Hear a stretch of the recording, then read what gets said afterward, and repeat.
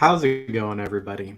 We have made it to week 0, and we have some great prize picks lines that we want to take a look at and hopefully jump on early and get an edge on the competition. So, without further ado, I am just going to go right into it here. So, prize picks, they came out and they released their lines. Jumping in here with the passing yardage. We do have Curtis Rourke down here at 259.5. It is a little noteworthy. We do have some people at C2C that are projecting him a little closer to the 230, 240 range. If you had paid any attention to the flex or fade videos that Chris K and I have been releasing, part of the DFS package, you know that I am pretty bullish on Curtis Rourke this week. That being said, I do tend to think that if he's going to put up a big fantasy week, that it's likely going to be more due to touchdowns as opposed to yardage.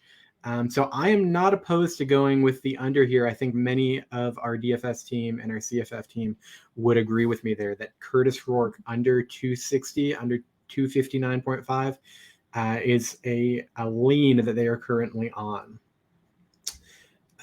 So let's add him in here and jump over and take a look at the rushing yardage. So the interesting play that jumped out to me about 30 minutes ago was Diego Pavia. He has seen some adjustment. It looks like Prize Picks has course corrected just a bit. So his line started at 24.5 rushing yards. It is up to 33.5. So it's up nearly a full 10 yards. I still think that he is able to hit the over. That being said, it's getting pretty murky with this rushing total. I'm going to likely be more in on his fantasy points at this point in time.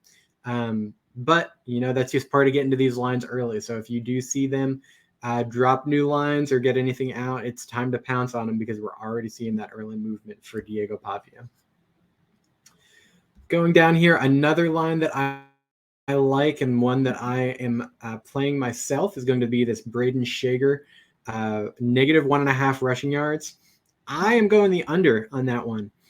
Most of the games last season, Braden Shager did go under his negative 1.5 rushing yards, and that's because college football sacks count as rushing yards. So any negative yardage that you get in sacks does bring down that quarterback rushing total. Last year, when playing Vanderbilt, Braden Shager rushed for negative 7 yards due to those sacks. So I am anticipating a similar performance. Negative 1.5. I'm going less than that this week for Hawaii's quarterback, Braden Shager. We take a look at receiving yards here. Cordell David and Jonathan Brady at New Mexico State, they were pretty even when these lines dropped about 30 minutes ago. David's line has jumped up a little bit. It was, I believe, sitting at about 40.5 for both of these guys. Cordell David's line is now up to 47.5. Jonathan Brady's, though, inversely down to 35.5. I don't mind playing these guys. Jonathan Brady is the one that's a little more appealing. I do think New Mexico State's going to be throwing the ball a fair amount. 35.5 isn't a monster game by any stretch, so I think Brady can do that. These two should be the target monsters in this offense. They're not going to be throwing a ton, but when they do throw, Cordell David and Jonathan Bradley likely going to be the recipients of those passes. Scrolling down here a little bit more, seeing what else they've got. Jonah Panoke is sitting at 44.5 receiving yards. This is a little bit intriguing. I think that, being in that outside role, it's a little bit of hesitation there because we know Hawaii does traditionally utilize the inside receivers with this run and shoot scheme. But Panoke is one of the few guys that we know is going to have some sort of a locked in role in this offense. So I get the appeal of this line. I'm probably staying away from it just because right now we don't have the full picture of what that Hawaii receiving core is going to look like. But at 44.5, if you are tempted to play this or if you're seeing this a little bit later and, you have fewer options, I'm okay with playing that Panoke line. especially considering Hawaii is going to be slinging that ball around a ton, likely playing in a comeback mode. So those are definitely some interesting lines here. Justin Lockhart is another interesting guy this week. Lots of speculation on whether or not he's going to be playing this week. He came out about 2 weeks ago, had his hand in a cast, has not been a full participant in practice as of yet, to my knowledge. Prize Picks does void any line if a player does not play any snaps.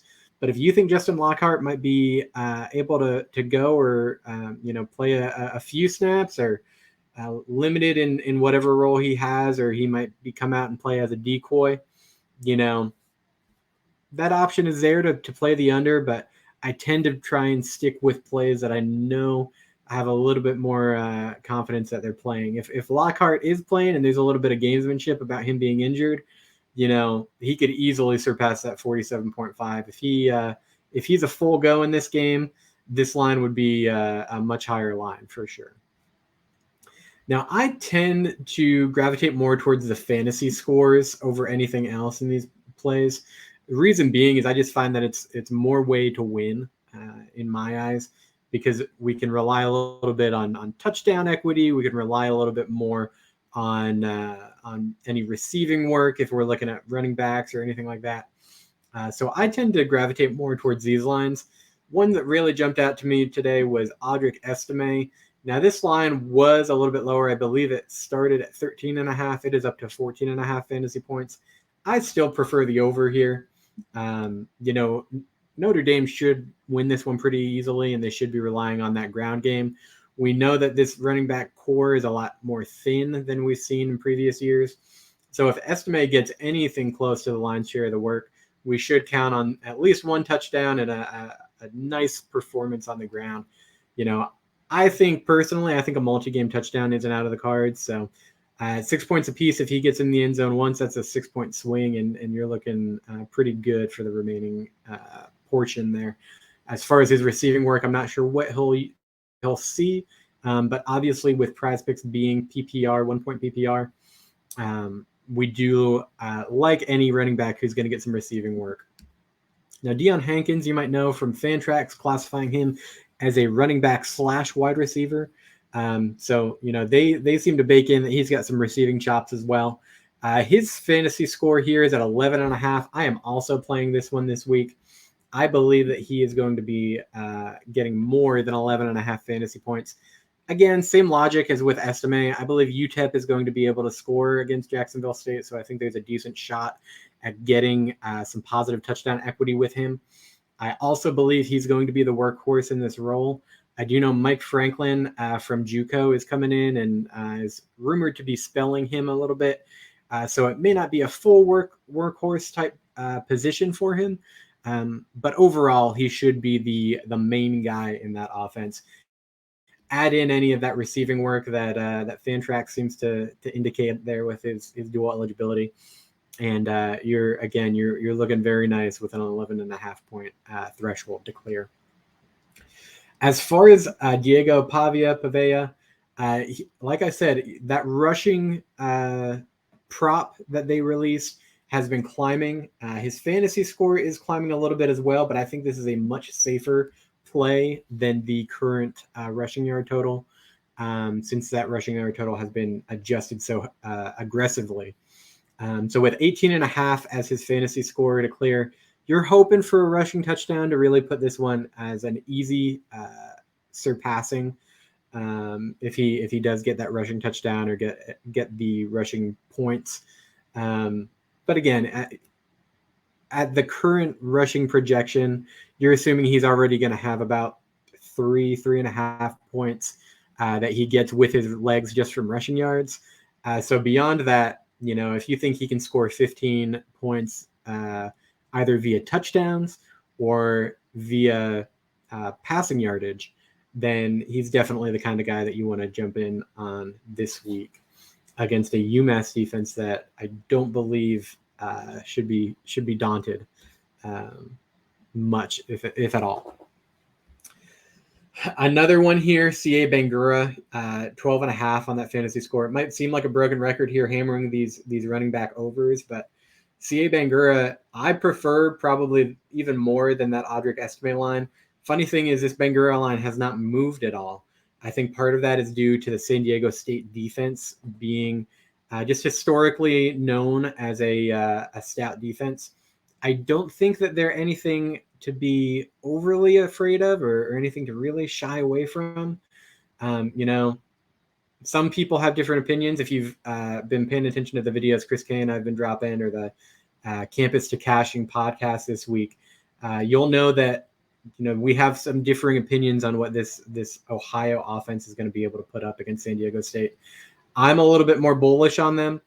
And with Bangura's pass reception role, as well as his ability to get in the end zone, he had a great touchdown performance last season.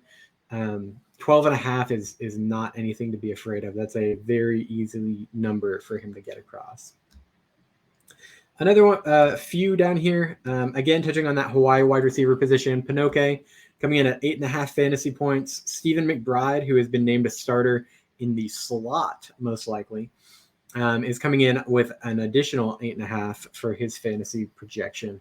I like that quite a bit. I think I'd lean going McBride over Pinoke. But again, there are probably some picks that I like just a little bit better, have a little bit more clarity around the circumstance. We've got Caleb Williams. His fantasy score has been driven up a little bit. It was at 25.5. It's climbed to 26.5 now. His line and Dorian Singer's line very much revolve around the idea of, how much playing time are they going to see? If they only see a half, that 26.5 is probably a pretty sharp number.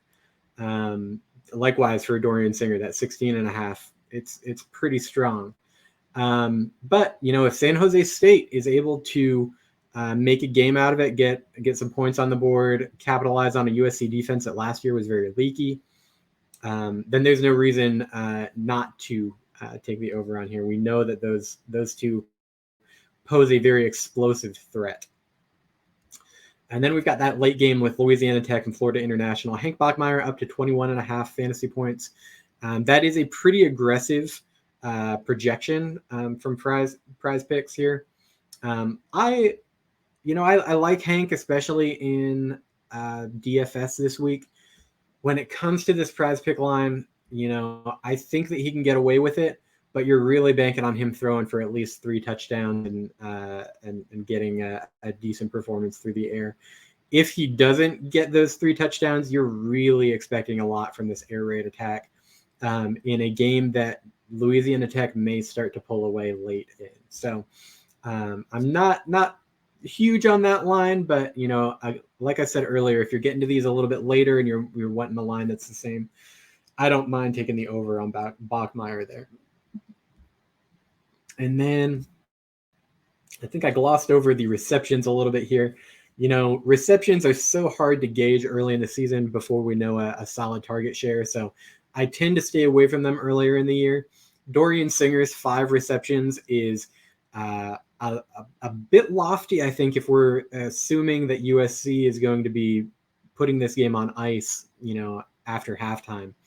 That being said, if the connection is as strong as many have spoken early this camp, that's something that they could easily knock out in a drive and a half, 2 drives. So I once again am saying, I can see the appeal of this line, but I think the ones that we've covered already, the ones that I've put over here along with that Bangura line, are ones that I would have much more confidence in. So just to review what we have, we do have that CA Bangura more than 12.5 fantasy points.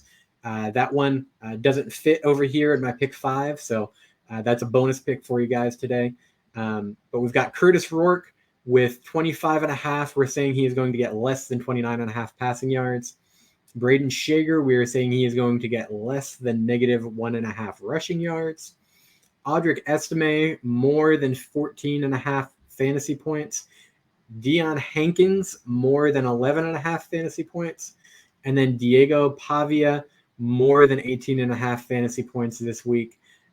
So those are my plays. I'm very curious as to what you guys think. I am always down to talk prize picks in the Discord. So jump in, ask some questions, get some discussion going. And as a reminder, the promo code for prize picks to help out Campus to Canton and to get that deposit match, you are going to want to plug in C2C as your promo code upon sign up and get that deposit match up to $100. So take advantage and have a great time this week, guys. Football is back, and I am very excited. So have a great weekend.